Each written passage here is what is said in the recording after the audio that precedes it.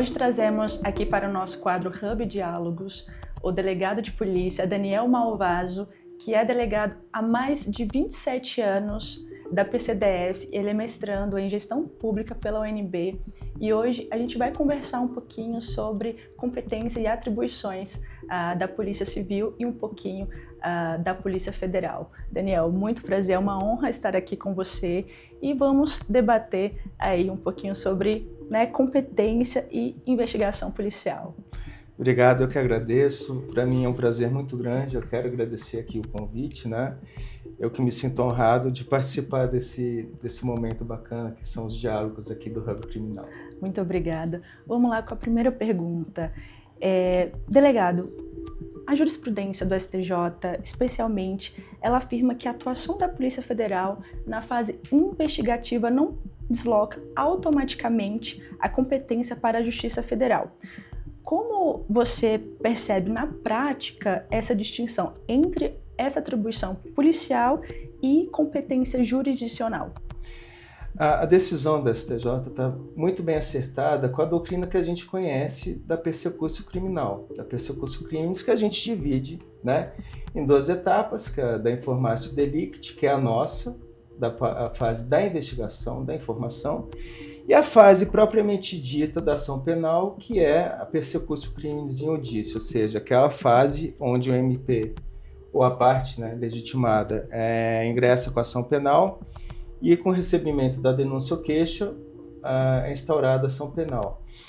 Quando a gente fala nessa fase investigativa, nós não estamos falando de contraditório e ampla defesa. Claro, né, que os direitos da defesa eles são observados na fase do inquérito policial, na fase da investigação, mas lá não há o contraditório propriamente dito, né? E porque não há partes, não há processo, não há ação penal instaurada. Por isso que o delegado de polícia ele representa por medidas cautelares e o Ministério Público faz o requerimento. Porque o Ministério Público é parte. Quando você fala que o delegado representa, o sentido é unívoco, ou seja, o delegado ele não está naquela fase dialógica da ação penal. Por isso que, quando se fala em ação penal e fase de investigação, a gente tem que separar bem, e o STJ fez essa distinção, porque na fase da investigação, as nulidades que contaminam o processo não contaminam necessariamente a investigação. Necessariamente, existem Sim. Algumas exceções. Isso foi o que disse recentemente o ministro Sebastião Reis no RHC 205-658, que é entendimento de que a atribuição da PF é diferente, né, dessa competência, no caso. Exatamente, a competência ela é do juízo. Agora, claro que competências jurisdicionais e atribuições das polícias, elas caminham mais ou menos juntas, né? No caso da Polícia Federal, você tem as competências, né, administrativas e investigativas do artigo 144, parágrafo 1º da Constituição. No caso da Polícia Civil, no parágrafo 4º. E da Justiça Federal, no artigo 109. Elas andam mais ou menos casadas. Agora, quando se fala em competência, nós temos aqueles 3 tipos clássicos de competência em matéria penal, né? Em razão do local, ratione loci, em razão da matéria e em razão da pessoa por prerrogativa de função, que é o que o pessoal chama vulgarmente de foro privilegiado. Essas duas últimas, elas sim geram nulidade absoluta. A competência territorial não, nulidade relativa. Então, no caso de um juiz estadual que iniciou uma ação penal de um crime de interesse, né, de um crime que afete bens, serviços ou interesses da União, aí haverá sim uma nulidade, né, absoluta em razão da matéria.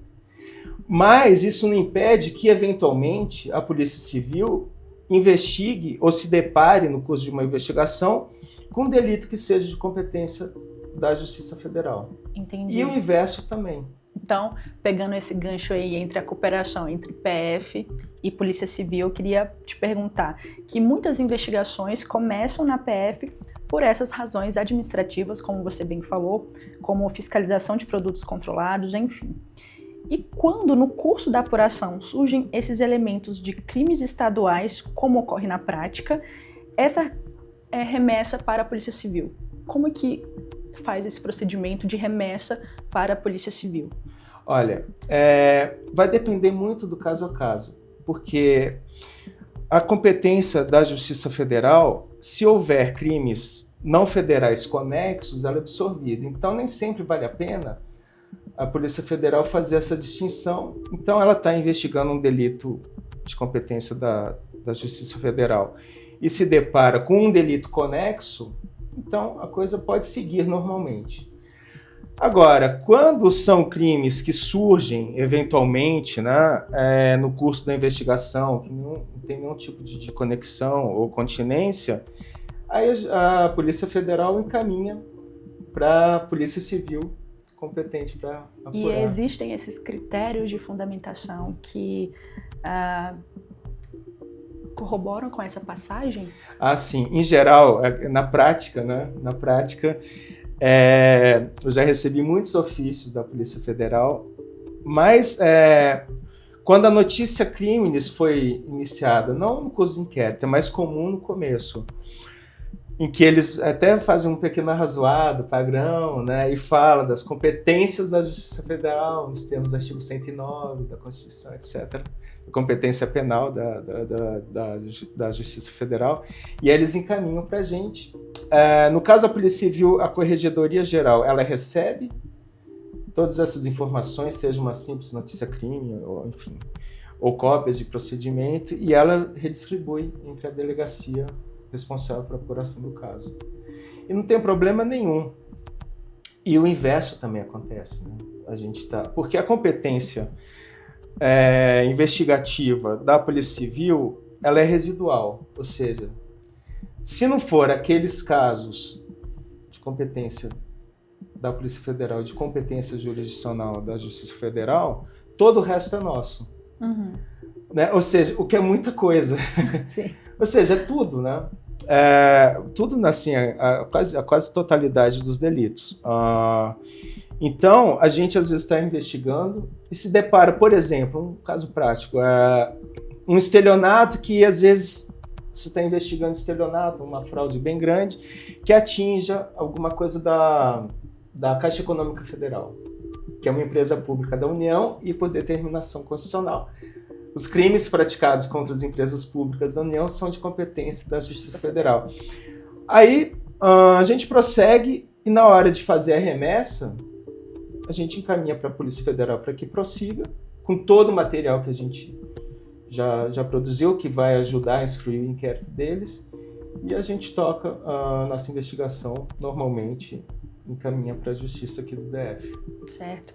E sobre ano que vem a gente vai ter eleições aqui no Distrito Federal. Vamos falar um pouquinho sobre eleições e o contexto eleitoral. As polícias judiciárias convivem com regras muito específicas. Como a Polícia Civil procede com flagrantes e termos circunstanciados eleitorais? E se existem limites para atuação e como evitar certos tipos de conflitos com a Justiça Eleitoral ou com a própria PF? Então, o Distrito Federal, ele tem essa peculiaridade, felizmente, eleições só a cada 4 anos, né?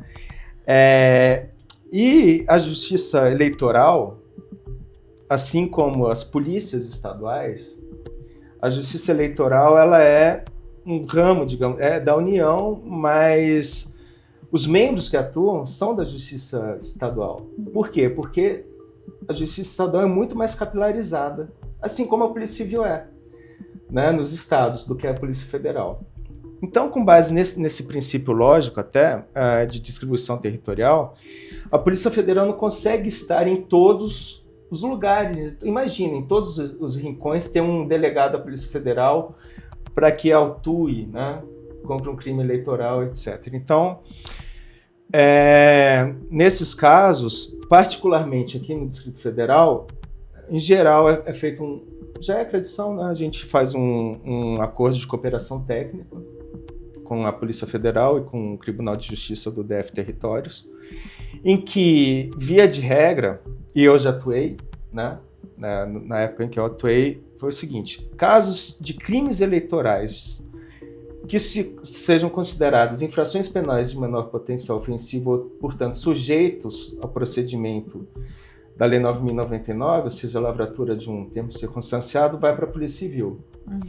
E os casos de flagrante delito mesmo, ou seja, infrações penais eleitorais em que não caiba, né, a lavratura de um TC, fica com a Polícia Federal. E é vantajoso para todo mundo, porque fica definido exatamente a área de atuação, e quando o delegado da Polícia Civil faz um TC eleitoral, ele manda para a Justiça Eleitoral, que às vezes é o mesmo promotor com que ele atua diariamente, né? Porque esse promotor, esse membro do MP, está designado para o MP eleitoral naquela situação. Então não tem esse choque, pelo menos aqui no Distrito Federal a coisa sempre funcionou muito bem. Que bacana. E para finalizar, o STJ tem reforçado que não se pode confundir as funções investigativas das polícias com a competência do judiciário. Como você avalia a importância desses precedentes para evitar nulidades e garantir a segurança jurídica na investigação criminal? Acho fundamental, porque a partir do momento em que nós temos essa jurisprudência, esse entendimento sedimentado de que nós podemos atuar, claro que não vai haver, na intenção nem da Polícia Federal, não vou falar pela Polícia Federal, mas das polícias como um todo, né, ficar se sobrepondo nas atribuições das suas co-irmãs. Então, mas a partir do momento em que você tem a segurança de que, eventualmente, numa situação atípica, né, uma polícia civil se depara com um crime federal e toca e depois encaminha para o juiz competente, dá muita segurança. Por quê? Porque você sabe que aquele seu serviço não vai ser contaminado pela nulidade. O ideal é que isso não ocorra, que sejam situações bem eventuais e bem pontuais. Porque, como eu falei, a gente não tem interesse nenhum em investigar crimes da federal e vice-versa, né? Eles focam muito nas atribuições deles. Mas, se por um acaso acontecer, isso dá, como você bem falou, uma segurança muito grande para o delegado de polícia, para o presidente da investigação, de que não vai se preocupar, porque ele pode concluir seu trabalho com tranquilidade e que aquilo ali não vai para o cemitério das nulidades, né? É verdade. Daniel, te agradeço bastante pela sua participação aqui no Diálogos do Hub Criminal, pela clareza e técnica que foram explicados esses assuntos tão pontuais e de complexidade, que é a questão da competência e das atribuições das polícias investigativas. E, assim, você nos explicou de forma objetiva esse bom funcionamento da persecução criminal ali no começo da investigação e trouxe esse ponto relevante, importantíssimo, que é o caso, né, dos TCs eleitorais. Então, agradeço bastante, espero te ver novamente aqui no Diálogos, uma outra oportunidade. Muito obrigada. Eu que agradeço e fica aqui o meu sincero agradecimento pelo convite. Um abraço a todos os ouvintes aí do Hub Criminal. Obrigado.